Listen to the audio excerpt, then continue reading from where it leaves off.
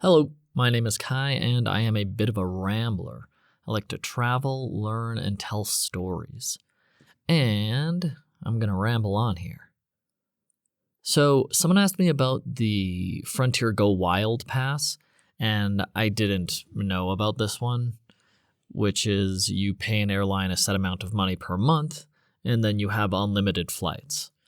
Now, I have looked into these before. I've never got one because the rules are usually pretty restrictive. But I also haven't looked at one in, 2 years, a while. And so I was curious because it's a new pass from Frontier. But there are a few problems that, for me, don't make it worth even the $150 a month ticket price that I heard about, although the only prices I could find were $2.99 per month.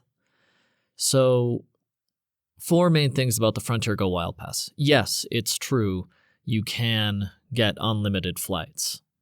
So, for me, there are 4 main ones that make getting the pass not worth it. 1, you can only go to the Americas. Frontier operates throughout North, Central, and South America. So, that's great if you're just going to travel in the Americas. But yeah, I love Europe, I love Asia, I love the rest of the world too. So I wouldn't want to be restricted to just the Americas. A lot of flights that you're going to get without the pass, just normal flights, if you're going across the Americas especially, it's going to be under $150. Not to mention $299, which are the prices that I can see. You're not going to pay more than that for flights, unless you flew directly from North to South America, like thousands of miles. But if you're traveling, it's very comfortable to take shorter flights, a few hours at a time, and you can just hop from New York down to Mexico, and then down to Colombia or Belize, and then down to South America, Brazil, a few at a time. And those flights are less than $100, very common. So unless you're flying multiple times per month to countries that are very far away from each other over the Americas, you're not really saving any money. If you're going to stay in a place for a month, then you're certainly not saving any money. You're probably spending some couple hundred extra because, flying from the States to Central and South America is less than $150 anyway. And there's pretty much no country that, if you're traveling because you like traveling, you should be spending you'll need to spend more time in each country. You'll need to spend at least a month to really see what the heck is going on in just the biggest parts of the country. There are so many ruins to explore and mountains to climb and museums to visit. It's just impossible to see everything in most single cities, let alone a single country. I often spend more than a couple months in just one city or town. So, unless you're spending, 1 week in each place and flying every week to countries that are a couple thousand miles away, maybe from like Belize down to southern Chile, then it would make sense for the pass. But it's not going to save you any money if you're flying once per month just across the Americas. Number 3 is that there's no baggage included. I guess number 3 is like all the fees because you don't have any baggage included. Not a huge problem for me. I have my single rucksack, and then when my bag is too big or too heavy, I just put extra stuff in my jacket and carry it on that way because they weigh your baggage. They don't weigh you or your clothing. But many people prefer large carry-on bags or checked baggage, and if you're getting this pass, then that's not included. So that's easily an extra $75 for one bag. Baggage prices are pretty crazy now as far as I've seen. So I would actually suggest just doing what I do the jacket trick. I'll talk about that later, I think. But a lot of people who have baggage that they'll carry with them, they'll have to pay extra for that anyway. So even if you are taking advantage of this pass by flying multiple times per month, if you have baggage, you're still paying that fee. You're still paying $25, $50, $75 each flight. So it eats up any profit you would have made off of using this pass anyway. You do also have to pay all the taxes and fees each flight, which is easily $20 a trip or more.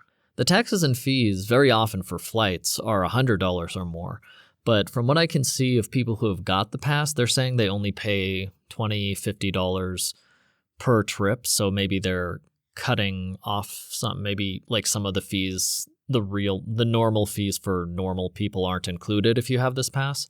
But still, along with the baggage, that's just $100+ in fees every single flight.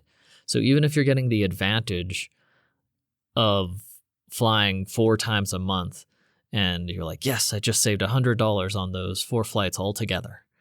I saved $25 a flight. You're spending $100 a flight if you have baggage and if you have to pay the taxes and fees anyway. Those are the big ones that really stuck out to me. That you have to pay taxes, fees, that you have to pay baggage anyway, that you can only fly in the Americas, and that you're not really saving money unless you're flying constantly every single week. And especially in the Americas, in most countries, it's much easier to take a bus to the next country. I will say I've been flying in Central South America because I don't travel that often, and I'm usually living right next to the airport, so it's pretty convenient for me to fly over to the next country. But there are lots of people that just travel by bus, and I did that all the time in Europe and Thailand, Morocco, all Southeast Asia too. So the Frontier Go Wild Pass, it's good if you're only traveling in the Americas and if you're traveling pretty constantly. And if you don't have any baggage, if you're just carrying on everything and you never have to pay for the carry-on baggage, which most airlines do charge now, then it's a good deal. If you traveled like 3 times a month and you don't have any baggage, yeah, it could work. And you only want to go to the Americas, but that's pretty restrictive, obviously. Say you want to go to Japan for cherry blossom, or you want to go to Morocco to ride the camels, whatever.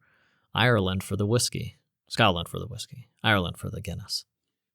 You can't on this pass. You can get close. You can go over to New York for free and then take another flight that you have to pay for. But if you already have to pay for a flight, there's no reason to get a pass and pay for a flight, especially if you aren't planning on traveling once a week or more, just so that you can take advantage of this pass. What I did think was, if I was living in the United States, this pass would be cool for bands on tour. I could just fly to the city and kind of follow whoever was on tour or go to concerts that are not in my neck of the country. That's pretty cool. Like, the other thing, it's only a 24-hour period for domestic flights. You have 24 hours. You can't plan a domestic flight more than 24 hours in advance of going, because they're doing this to fill up the seats that they don't fill on every flight. But if you're living in the States and you want to get around to all those concerts, and you're like, oh man, Marcy Playground is playing in Texas this year, but I live in Washington and they're only playing in Texas or New York, you could fly over for a day and fly back. And that would be pretty worth it to me, to go see bands that you really love. $300 a month is kind of steep, but considering the experience, like, of seeing these bands that are only playing at this moment in your life, they're right there right now, and you can go see them, that's pretty cool. That seems worth it to me. But I am curious about the passes now, so maybe there's other airline passes that are less restrictive or have more destinations that you can visit.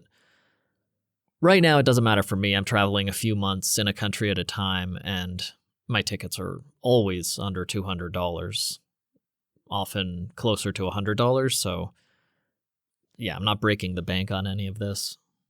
Because you got to remember, that's factoring in the incredibly low cost of living. So, even if I spend $100 a month, which I don't even, I guess I'd spend like $60 a month in travel. Even if I spend $60 a month in travel, I'm saving hundreds to $1,000 per month just on living costs, just on apartment and utilities alone. So it's a cool pass. It's cool that airlines are doing it. They should have been implementing this a long time ago, but airlines move notoriously slowly. So it's an interesting idea, but they'll have to, make this a lot more appealing for world travelers, for any nomads to buy it, any nomads to significantly benefit from these passes. I was listening to Flight of the Conchords recently. I've been putting all my music on my new phone again, and I was like, oh yeah, and Flight of the Conchords are so funny, and it's really fun listening to them again.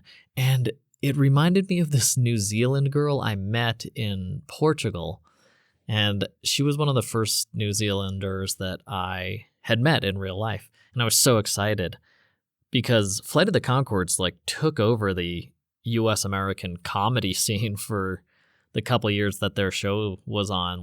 They were so funny. They were on Comedy Central. Everybody knew about them while I was growing up. And so I just assumed that in New Zealand, literally everyone would know about them because it's a pretty small country and they're so popular in the U.S.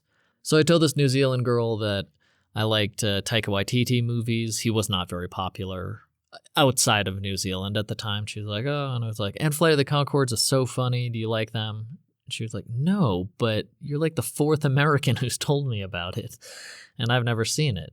And that surprised me. But I met other New Zealanders on my travels, and none of them knew about Flight of the Conchords while it was going on. They probably do now, but I'm not really sure. But I stayed in an Airbnb, and nobody there knew about Flight of the Conchords. It seemed like they weren't very popular in their own country, even though, they were on TV and were pretty famous in the US, as far as I remember, while their show was airing. But when the New Zealand girl told me she didn't know Flight of the Conchords, I was like, oh no, it's not going to work out. I was walking up the street the other day in Medellin, and I saw this barber shop, which is not interesting at all.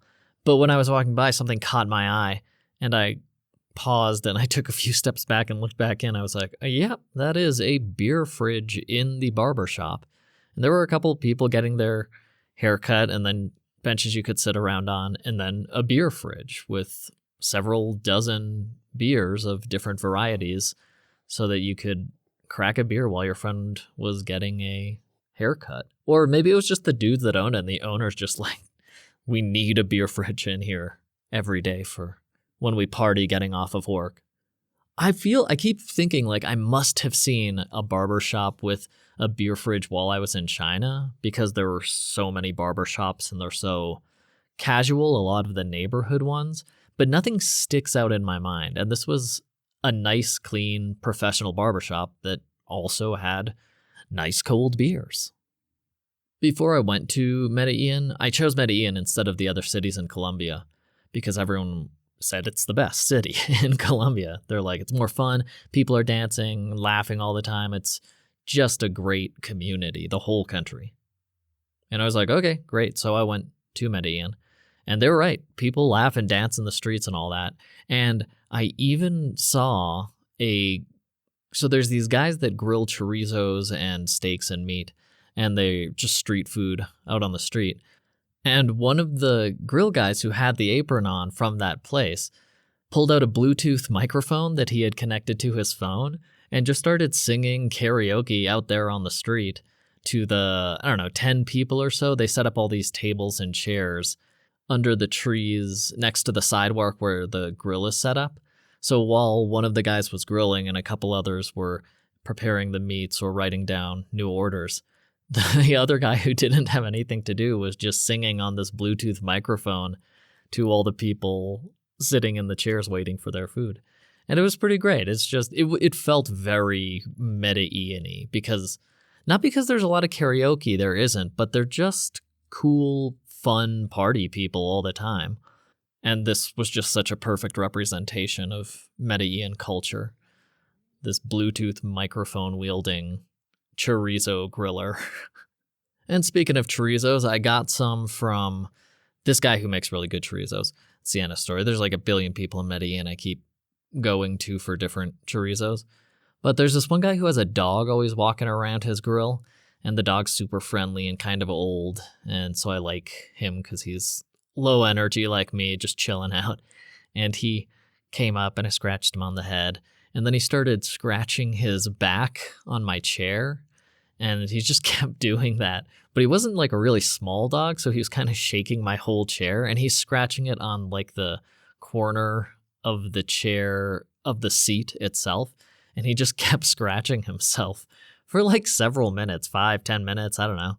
And I was just kind of shaking along with this dog while he scratched himself while I'm waiting for my chorizo. And it was a very calming, I don't know, it was really funny just watching this dog casually, calmly scratch his own back. He kept coming over to me and looking up as if I would scratch him. And then he just started scratching himself because maybe I wasn't scratching him fast enough or enthusiastically enough. And that took care of that, but he still looked up at me like I was helping him out by letting him scratch himself on my chair. Good dog. I watched Kumiko the Treasure Hunter, which is... There's this urban legend that I'm still not sure how true it is about Fargo, the money that's buried. Someone chased after the money and died or got hurt chasing after the money that was in the movie that they supposedly buried, even though Fargo is not a true story. And the filmmakers are very clear about that. It opens with a title card that says this is a true story. And the filmmakers just thought, that's cool. That'll make people interested in it, even though it's not a true story. And that's what Kumiko the Treasure Hunter is. This woman from Tokyo who is not very enthusiastic about her life situation. Her job's boring. She's just, all of her friends are having kids and that's all they want to talk about. And so she is obsessed with this movie, Fargo, and decides to go look for the treasure in North Dakota where the money was supposedly buried in the film. It's a great film. The music was very good, and it's made by the actress. I think it was written and maybe directed by her. And it feels Fargo-y, like all the characters are very distinct, and there's a lot of sort of absurd humor. It's a very funny movie, and it's very good and fun and quirky, very Coen Brothers-y, even though it's a completely Japanese-made movie by this lady. And the music, I think I mentioned it, but the music is really good. It's very tone-setting every single scene. I actually want to get the soundtrack, or the score, rather, on my phone, but I might have to actually go into the movie and take the audio from the video that I have, because I can't find any collections of the music from Kumiko. I can't find any official soundtrack or score, but I really like the songs. I tried rosé beer for the first time, which I've never had before. There's this good artisanal beer in Colombia called BBC, and something beer, cerveceria. And the lager was good, so I tried the rosé beer thinking, well, it's not going to just be like the wine rosé flavor in a regular beer. And I was wrong, because that's exactly what it was. It tasted just like their lager, except they poured in some sugar and rose scent. And then you had a rosé beer. It wasn't bad because there wasn't too much sugar. It was more the flavor, but there was a little bit of sugar, so I'm glad I didn't get a lot of them. I was just curious because I had not seen a rosé beer. I feel like I had seen one in last time I visited the States, so maybe they're becoming popular because of all the seltzers that are becoming popular, but I didn't get it because it sounded gross, and that was probably a good decision. Oh, when I was buying beer one early morning, late night, in Medellin, all of the store fridges have the sign 6 a.m. to 2 a.m., liquor sales 6 a.m. to 2 a.m., and it was 3 a.m. when I showed up, and I asked the clerk, sorry, there's no liquor sales now? And she said, what do you want? Beer? She's like, yeah, whatever, that's fine. And then I got my beer. So I don't know if she didn't care, because there are some countries that will sell you it anyway, despite the time being posted, or if it was specifically for liquor only, but beer is 24 hours. Beer in Colombia, all the prices in Colombia, I think I mentioned this, like you can buy 2 100-gram bags of a snack for $2, but if you buy one 200-gram bag of a snack, it's like $4. So it's often cheaper if I get smaller stuff. There's a lot of weird price things that I've run into in Medellin. And the artisanal cerveceria beer is cheaper at the local 24-hour shop than every other shop I was at in Medellin, which is really backwards. Usually those like 7-Eleven or 24-hour shops will have a slight premium because they're open 24 hours. You know, they're paying the clerks to be there 24 hours. They have to maintain stock 24 hours. And so all those prices will usually be elevated. But for some reason in Medellin, the artisanal beer is cheaper there than it is at all the supermarkets. I don't know what it is with Medellin price things, but yeah, weird situations here and there. Oh, so I went on the Metro cable, which is super cool. The Metro cable are cable cars that are part of the Medellin metro system, just the same as trams or trains or buses. Another part of the metro system in Medellin are cable cars that go up to the less accessible, very mountainous neighborhoods outside of the city center. And I was going for the first time on the metro system, and I had to figure out my way over there because it wasn't very close to the southwest part of the city where I was living. And I was asking people, is this the direction to San Juan?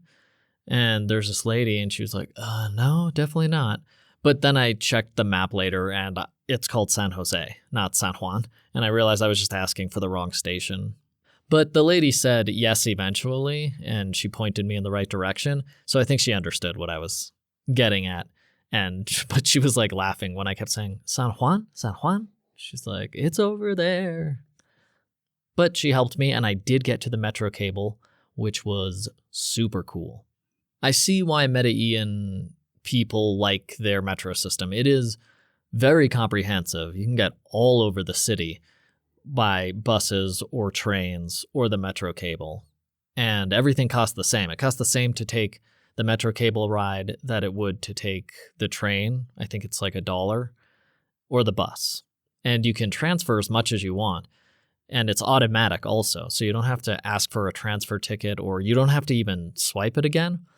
So you don't have to swipe when you get on and off. If you swipe when you get on the bus and then you get off and within 10 minutes walk into a train station, you can beep again, and the account automatically doesn't charge you for the second ticket going to the train station, because if you're there within a certain amount of time, it knows that you are transferring. It knows you're going across the city farther.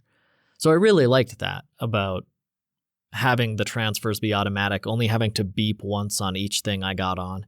It was very convenient and simple.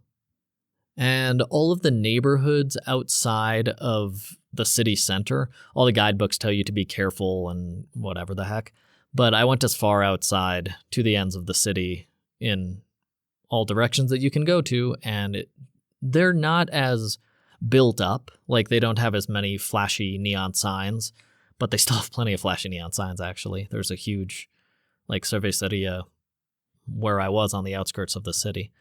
Yeah, they're not maybe as built up, or they're not as well maintained. Like, the trees don't have as much grass and as many trees, but there are still trees and grass and foliage all around, and people are still very happy. It feels perfectly safe.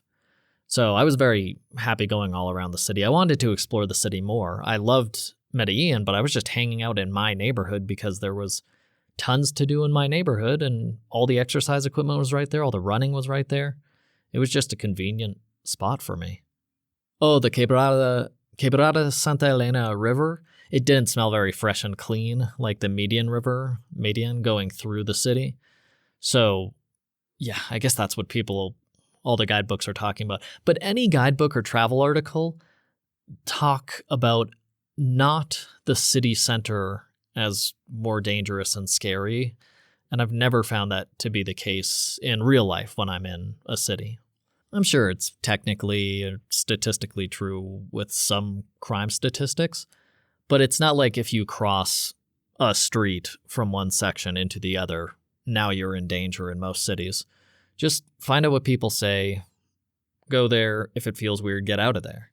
And you're not obligated to investigate anything that you find that feels weird or dangerous to you. If you want to stay in the city center the whole time, or the town center, that's fine also. Travel how you like. Garlic wrappings. So I ate a ton of garlic in Medellin because it was so cheap. It was like $1 for 12 pieces. Or no, I guess like $1 for 9 pieces. Like 9 bulbs of garlic was $1.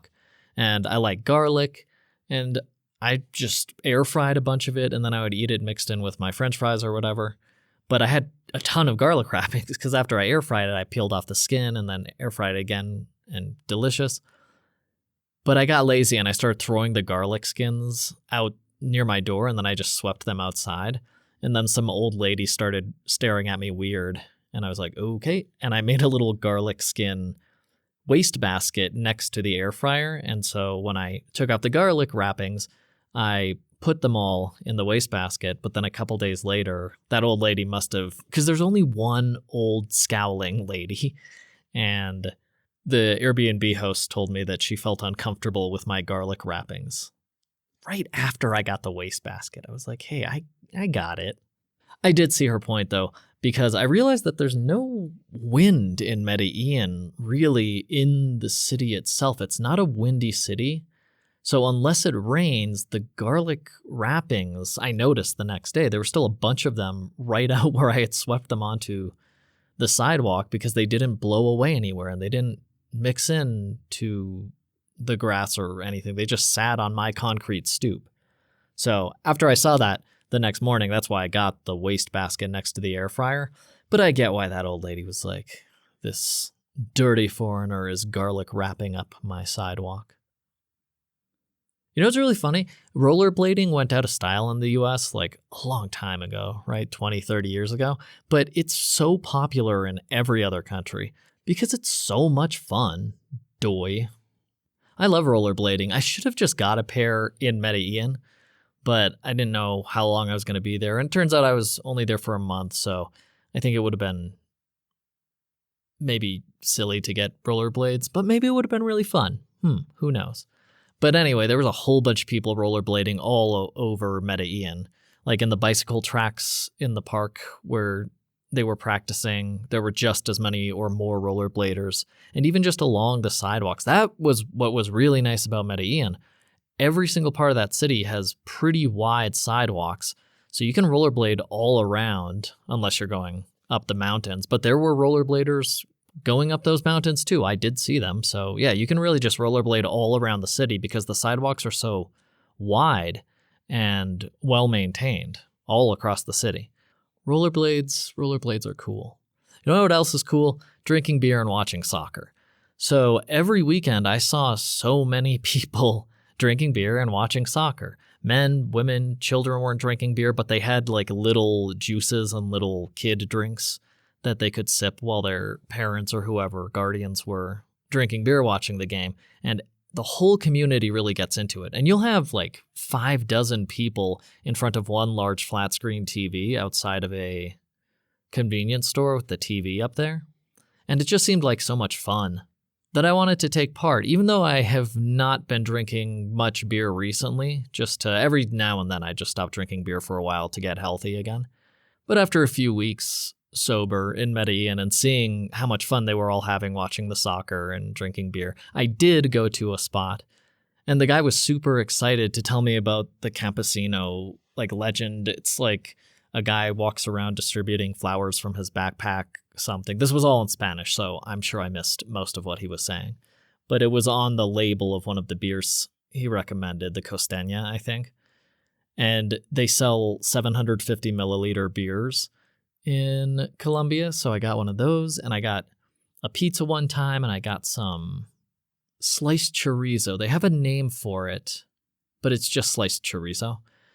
And it was really fun, just drinking beer with the whole community, having some snacks, and watching soccer, which was fine, but boy, watching them almost touch legs and then fall down to the ground and hold themselves and roll around in pretend agony is really ridiculous. And I've had this explained to me by many people who are like, no, it's a strategy. And like, I get it. I get that it's a strategy, but it looks so dumb.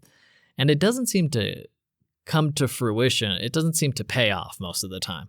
Like out of the 10 people who go down pretending they were really hurt, they're just trying to get a penalty kick in. And most of the time, they're just ignored until they stop pretending to be in pain and get up. I guess if you're running that fast and you do touch each other, it will hurt because you're both going so fast. But they show instant replay, and they have cameras from all angles. So all of the times that I was watching these people fall down and pretend to be hurt, most of them, I can plainly see that their legs hadn't touched each other. One of them, his legs buckle and he just goes down grabbing his shin, pretending that he was hurt because another guy ran close to him and he's hoping to get a penalty kick. I don't know, it was so weird to watch. Not my thing. I very much enjoyed sitting around with the community and, I don't know, feeling how excited they were about the game and drinking beer with them. But I'm still not really into watching sports. I feel like I remember I liked watching hockey okay and I liked watching rugby okay. But all the traditional basketball and soccer and whatever, American football, not as interesting to watch for me. I'll play them. Some guy behind me had traveled and he was telling his friends in Spanish that the United States had the best, like the most beautiful natural landscapes. And then his other friends who had been to like Guatemala or Mexico were like, oh, no, Mexico has the best. And they were talking about that for a few minutes. And I was proud of myself for being able to understand the basics of the conversation while they were arguing about it. And I don't know, I would say United States over Guatemala, but I haven't been to Mexico yet. But that's the only thing the United States really has still. They have really nice natural environments outside of their cities. And it's a very varied environment. You know, you have the deserts and the coasts and the forests and the mountains. Yeah, nice natural environment there. Not great civil rights in the US, but great forests. I felt this weird, like, crawling on my skin, and I had just watched this movie where, you know, a psychiatric patient feels bugs crawling on him. And so I, like, slapped away at my face, and then I didn't see anything, and I scratched my neck, and I was looking over, and I was, like, scratching. There's little itches showing up all over, and I was like, what the heck? And I realized I was acting like a meth addict, like, slapping at my skin all around, and I was like, okay. And then I looked down at my left shoulder and I saw an actual real bug crawling away off my shoulder, and I just flicked him away from me, and I was like, oh good, okay, I'm not having acid withdrawals. There was a real bug flitting all over me, and once he went away I wasn't itchy anymore. But he must have been crawling for a second, and then when I reached up, immediately hopped away to a different spot like 5 times in a row. So I felt like I was going crazy.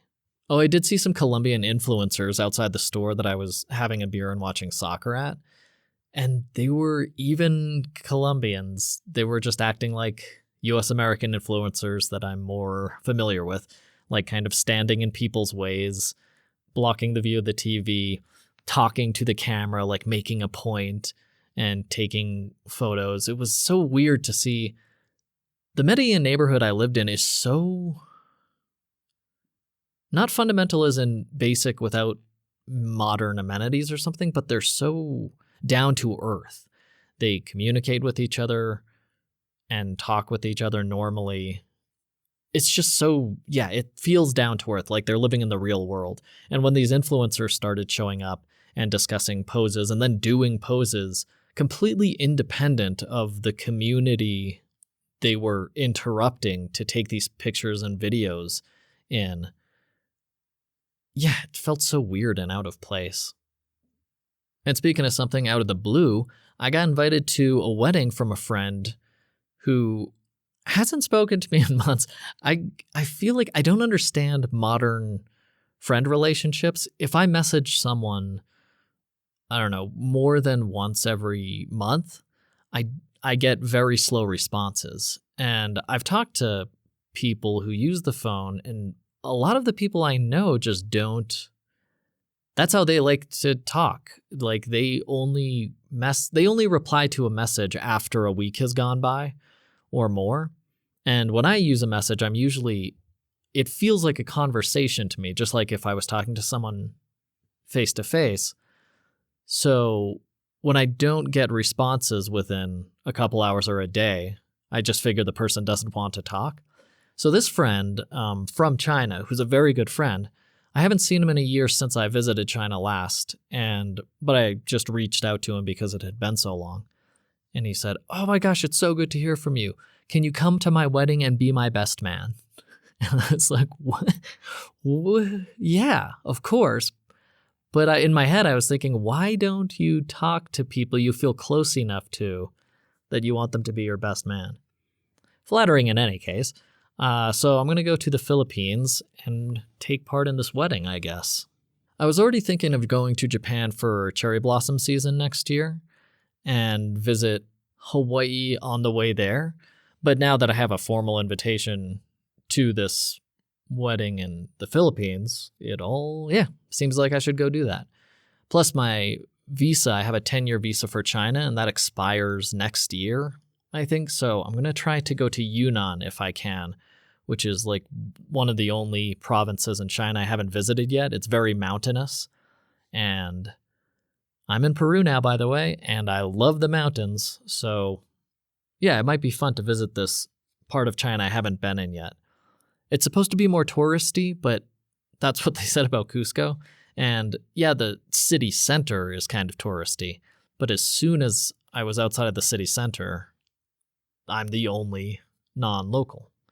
So it's very easy to avoid tourist crowds as long as you don't go literally to the center of the town or city, or like to the night markets made for tourists. If you go to those, it's going to be all tourists. But there's an outdoor market directly across from me that has all the stuff a tourist center would have, but because it's not the first one listed in the guidebooks, it's all locals.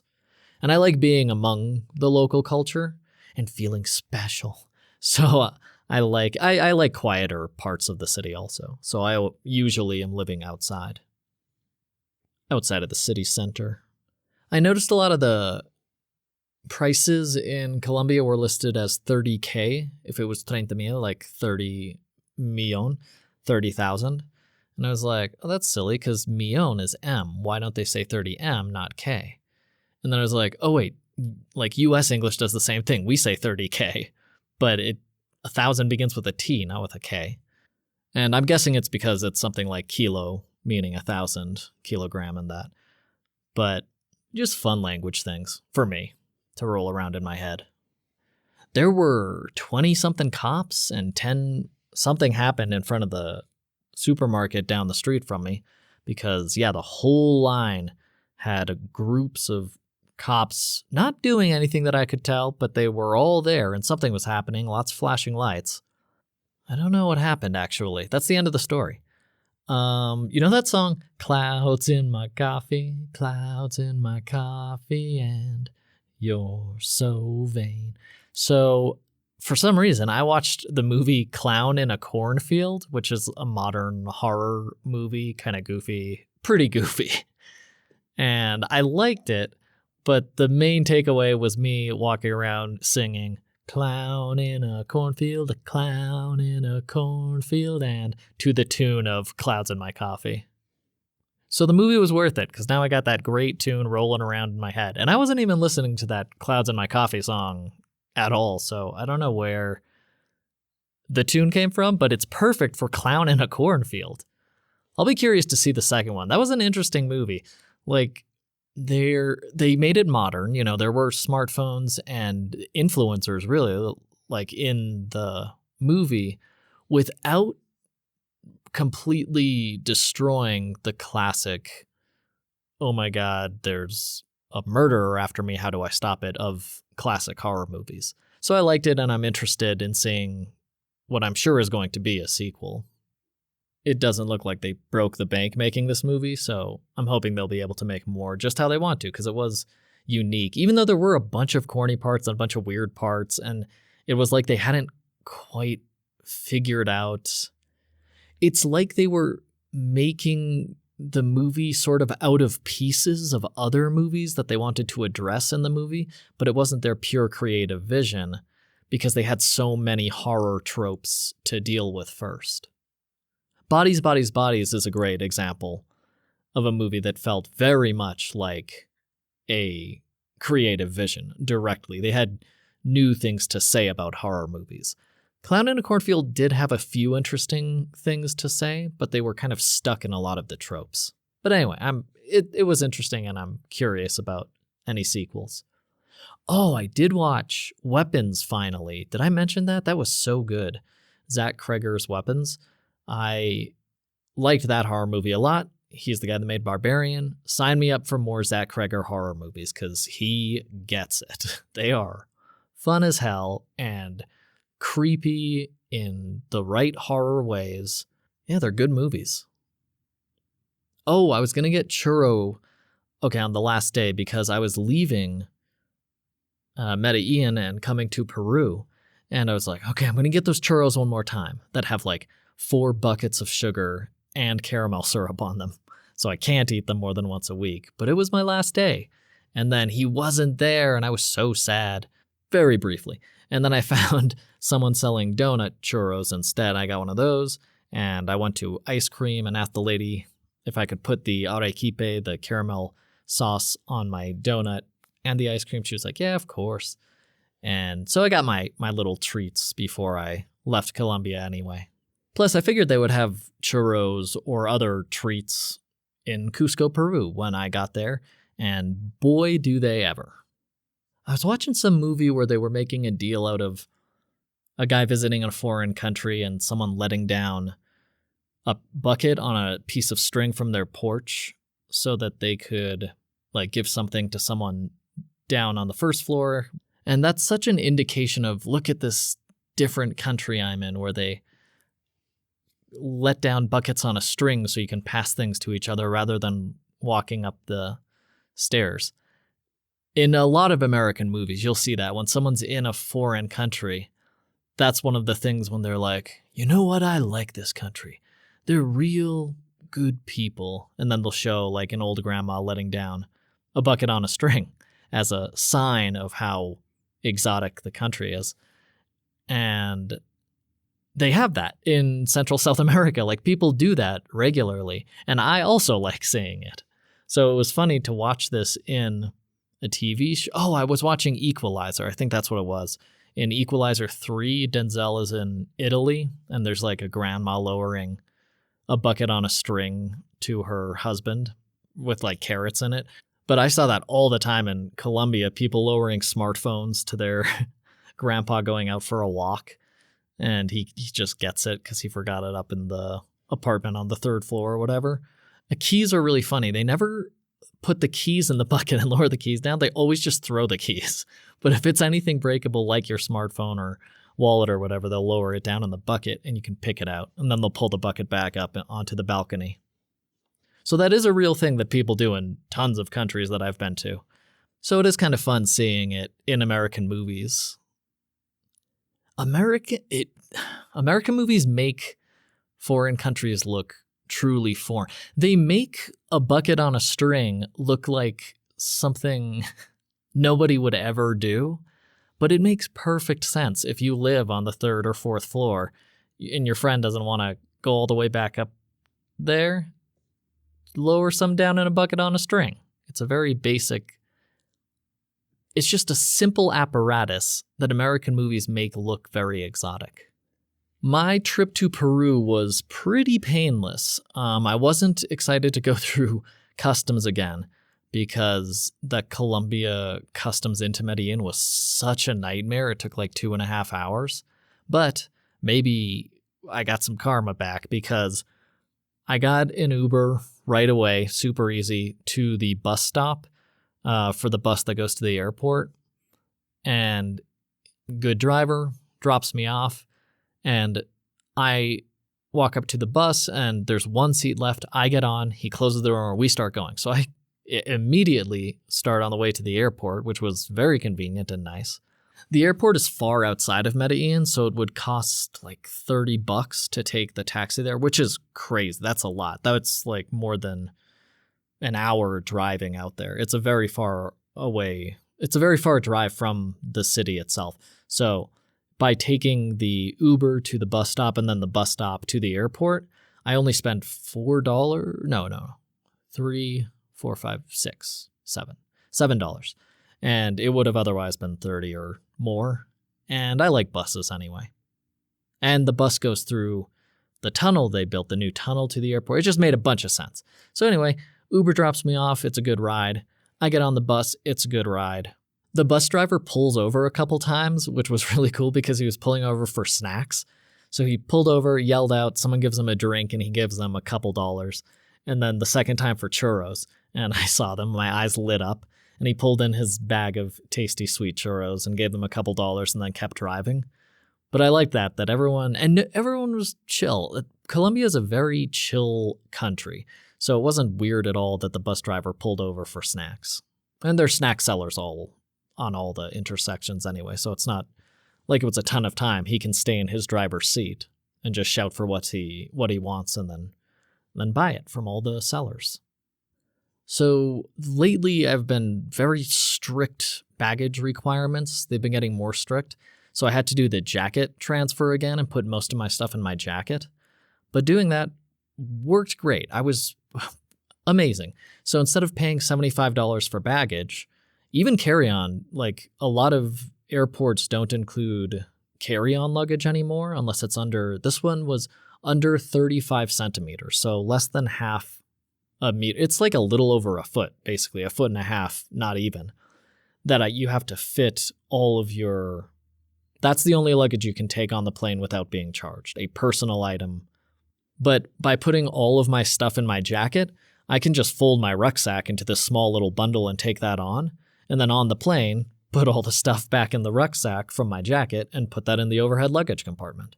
Because they weigh your baggage, they don't weigh you or your clothes. I had to do that twice. I had to do from Medellin to Lima, and then again from Lima to Peru because the baggage guidelines were so strict. But it worked both times flawlessly, just like it did going into Colombia from Panama. I might actually add extra pockets onto this even more. I've added one big pocket, and I can get most of my stuff in there, but I'm just thinking of adding one more pocket and then putting even more stuff on the upper back of the jacket as well, because I already have the lower back, the inside and outside pockets of the jacket. Now, the jacket is practical because if you're in a cold place, you're going to want a jacket anyway. So I would say if you're traveling, if you don't have pockets on the inside of your jacket, just sew a couple pockets on the inside front pockets and then sew one pocket on the back of your jacket. Such an easy way to get around baggage fees. I also, I don't like checking my bag because it's going to get lost at some point. My bag's been delayed a couple days, and it's not a huge issue. It's just if I am carrying on my luggage, I don't have that issue. I don't have to wait a couple days for them to get my bag to me. And I don't have to plan for that eventuality. So I like this jacket luggage solution much more. And it's so simple that I recommend it to all travelers. Oh, I had to solve something else, actually. Peru has a new requirement, which is very popular in South America, apparently. So if you're going to the country, you need proof of an onward ticket.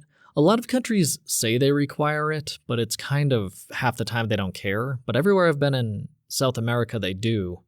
Apparently, the official reason is that people have been traveling and then not leaving those countries. So I knew that about going into Colombia that I needed one. So to get my onward ticket, I went on a random airline website. Whatever airline was not the one I was riding on into the country, so they couldn't check the actual booking. I just used a different company, booked right until I was going to pay, so it looked like I had just booked it, and then I took a screenshot of that, showed it, got on the plane, got to Colombia without buying an onward ticket. This one, I didn't know that Peru also had that requirement, so the girl at the desk stopped me and said I needed a proof of an onward ticket. And I was like, But I had heard that you can just buy an Expedia one, choose the refundable ticket, and refund it, and you get 100% of it back. And I did that. I, for the first time, went on Expedia, bought a refundable ticket, got my flight to Lima from Medellin, and then waited to cancel it. But then realized that I didn't need to wait until the end of the second flight when I was in Cusco because I was already in the country. So I wouldn't need to show proof. And even if I did need to show proof, I still had the official booking number and all that stuff because I had actually bought the ticket. So I just canceled it before I got on the second flight. And I instantly got the money back, the full refund, no taxes or fees. And yeah, it was that simple. So yeah, that is a good trick. I had heard about it, but I never wanted to actually purchase and go through the cancellation process. But as long as you cancel within 24 hours, it is super easy. So I bought a ticket that's more expensive because it's refundable on Expedia. But if I cancel it within 24 hours, then I get all the money back. So if you need proof of an onward ticket, I completely understand now why that Expedia trick is what everybody recommends and uses, because it is extremely convenient. I bought the ticket in 5 minutes after the girl said I needed proof of onward ticket, and then I canceled it, 8 hours later or something while I was in Lima. And I was now legally stamped visa into Lima, into Peru. Oh, which I want to say, the Lima airport has such a bad rap. Like all the articles, everything I read was like, it's gonna suck. Customs is terrible. It was the nicest airport I have been to in a long time. They must have modernized it very recently and it was bad before, but they had plenty of customs agents. So customs only took 5 minutes to get stamped out of the country. And the guy I talked to was very friendly, and I asked, how many days do I get coming into Peru? And he said, you get 90 days. And I asked for 90 days. We spoke in Spanish and told him I was studying. And it was just a nice little conversation. But I got no problem at the Lima airport. Doing security at the Lima airport was easier than anywhere. You don't even have to take your electronics out of your bags anymore. All of their machines scan everything automatically. So you don't have to take off your shoes, which is ridiculous. You don't have to take off your headphones. You can just carry your headphones in your hand through the scanners, and you don't have to take your laptop and everything out. It just goes through the scanner, and the scanner scans everything. So it was a super modern, very convenient, nice airport. And there's chargers everywhere, so you can charge all of your electronic devices. I'm not sure why it has such a bad reputation. It must have been terrible until very recently, and they did a huge renovation, because the Lima airport was very nice, and the customs into Peru via the Lima airport, very convenient and fast. I think those guidebooks might be out of date. So I am in Peru now. I am in Cusco, Peru. I'm at 11,000 feet of elevation. There's so much to talk about just from my first few steps into this country. But this has been going on a while. So thank you so much for listening, and I will talk to you soon. Hope you have a great rest of your day. And Peru rocks.